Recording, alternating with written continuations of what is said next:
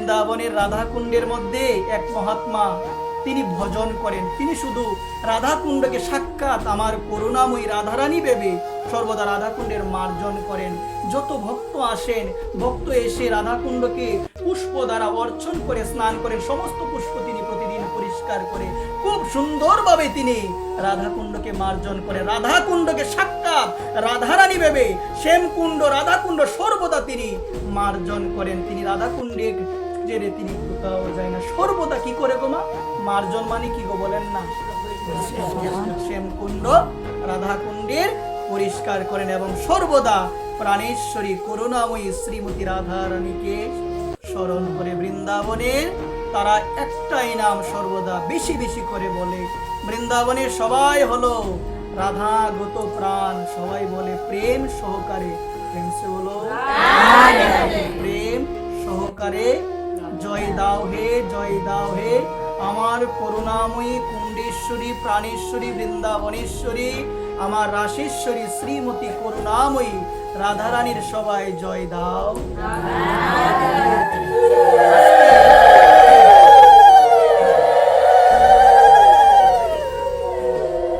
একটা দিদি আজকে এই জায়গার মধ্যে একটু ধ্যান দিয়ে আমাদের শ্রবণ করা প্রয়োজন।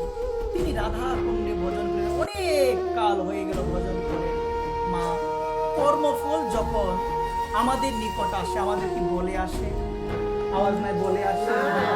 দেখো মা, যারা নিষ্ঠা সহকারে ভজন করে তাদের জীবনে যদি দেখেন বুঝতে পারবেন। আজকে সাক্ষাৎ কর্মফল করজোর করে সেই যে মহাত্মাকে বলছেন, দেখুন আপনার অতীতে কোনো কর্মফলের জন্য আপনার অঙ্গের মধ্যে দুরারোগ্য বেদি দেখা দিবে। দুরারোগ্য কি দেখা দিবে? বেদি মানে রূপ দেখা দিবে, গলিত পুষ্ট দেখা দিবে। কারণ অতীতে এমন কর্ম আপনি করেছিলেন, ওই কর্মের ফল জনিত আপনার অঙ্গে কি দেখা দিবে? গলিত পুষ্ট দেখা দিবে। আপনি কৃপা করে সেটাকে গ্রহণ করুন। বলছেন কত বছরের জন্য? বলছেন 10 বছর আপনার পারাদ্দে আছে, 10 বছর আপনাকে ভোগ করতে হবে। তিনি বলছেন এত বছর রাধারানীর সেবা ছেড়ে আমি থাকতে পারবো না, এত বছর রাধাকুণ্ডকে ত্যাগ করে আমি থাকতে পারবো না। কর্মফল বারংবার বলছেন, কর্মফল তো সবাইকে ভোগ করতে হয়। ধ্যান দিয়ে শুনবেন, আমাদের বলে আসবে না, যে কোনো সময় আসবে। কিন্তু যারা দৃঢ় নিষ্ঠার সঙ্গে ভগবত নাম গুণকীর্তনে নিজের মনোপ্রাণ দিয়ে দিয়েছেন, তাদের কাছে কর্মফল এভাবে আসে, তাদের কাছে মৃত্যু এভাবে আসে যে আপনার সময় হয়ে গিয়েছে, বৈকুণ্ঠের রথে করে আপনি চলেন। ভক্তের জীবনে এমন হয়। আজকে তিনি বলছেন আমি থাকতে পারবো না, তারপরে কর্মফল কমিয়ে বলল তাহলে 5 বছর। বলছে 5 বছর আমার পক্ষে সম্ভব না, কারণ রাধাকুণ্ডের মার্জন ব্যতীত রাধারানীর সেবা ছাড়া আমি থাকতে পারবো। কর্মফল বলছেন দেখুন, তাহলে 1টা বছর তো ভোগ করতেই হবে। ধ্যান দিয়ে শুনুন, 1টা বছর তো আপনাকে ভোগ করতে। বলছে 1 বছর আমার পক্ষে সম্ভব নয়। তখন কর্মফল বলছিল প্রকৃতির বিধানে যে যে কর্ম করে তাকে সেই ফল ভোগ করতে হয়। মন দিয়ে শুনবেন, প্রকৃতির বিধানে যে যে কর্ম করে তাকে কি করতে হয়?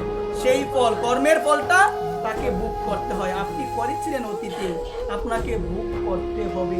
কিন্তু আমি আপনাকে অনেক কমিয়ে দিয়েছি, কিন্তু আপনি বলছেন সেবা ছাড়া আপনি থাকতে পারবেন। ভক্তের মনোভাব এমন হয়। একদিন হয়ে গেল একটু ভগবানের সেবা করতে পারলো না, একটু বৈষ্ণবের সেবা করতে পারলো না, ভক্ত কেমন হয় দেখো। ভক্ত ভাবলো আজকের মতো এমন দুর্দিন আমার জীবনে আর কোনোদিন হয় না। একটু নিজের হস্তে একটু সেবা, আমরা তো বুঝি না ভালোভাবে, মনে করি একটু মালা নিলে অনেক কিছু হয়ে গেল, অথচ বৈষ্ণব চরণে দিন দিন যায়। কত অপরাধ, কত নিন্দা, কত সমালোচনা। একটা দোষ আজকে বৈষ্ণবের হোক, দেখবেন কিভাবে বলা বলি হয়। আমি দৃষ্টান্তটা দিব, একটু শুনবেন ধ্যান দিয়ে, আজকে বুঝতে পারবেন যে এগুলো করলে কি হয় আমাদের জীবনে। মা আজকে বুঝে যাবেন এখান থেকে। তিনি বলছেন আমার পক্ষে সম্ভব নয়, আমার পক্ষে সম্ভব নয়। আর এদিকে তিনি বলছেন দেখো বুক করতেই হবে, বুক করতে বলছেন আমি বুক করতে পারবো না। বলছে তাহলে একদিন। মা কথা শুনছো তোমরা সবাই? বলছে একদিন। প্রথমে কত ছিল গো মা? 10 বছর থেকে 5 বছর, 5 বছর থেকে তারপরে কয় দিনে গেল?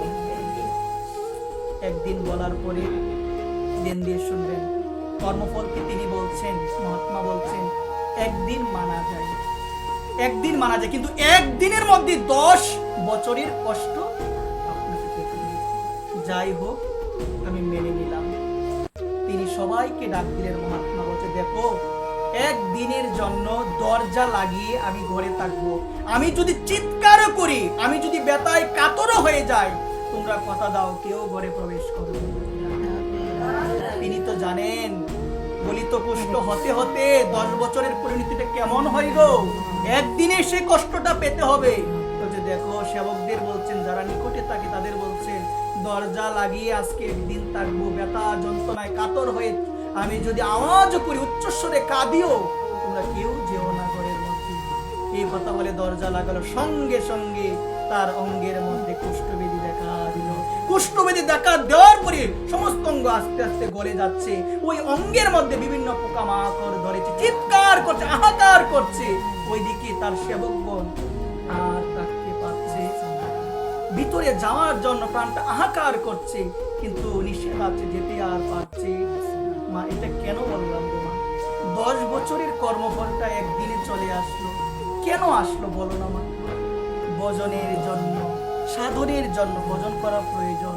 আর আমি না কত পাপ করি, আমার অনুতাপই হয় না?